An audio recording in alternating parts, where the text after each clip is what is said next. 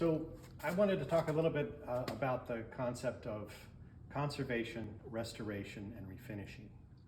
So when you're looking at a piece that you're going to work on, you've got to make some choices. And a lot of people bounce around a lot of terms.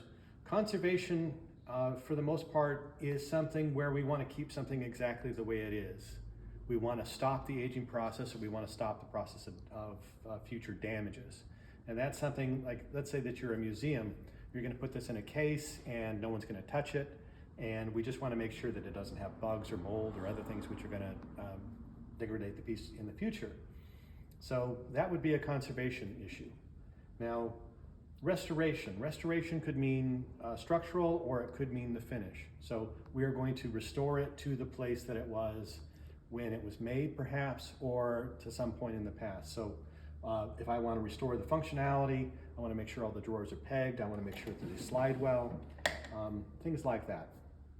If you're going to restore a finish, that doesn't necessarily mean adding new finish. It might mean a little bit of end staining, or it might mean a little bit of waxing, and certain things like that, just to make the piece nice and functional as it was intended to be.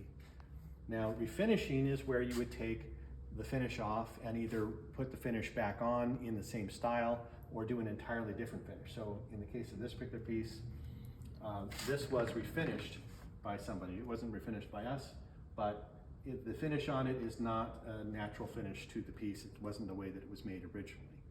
So whenever you're thinking about a piece of furniture or looking at something to buy, I would encourage you to figure out whether it's been conserved or finished or just restored.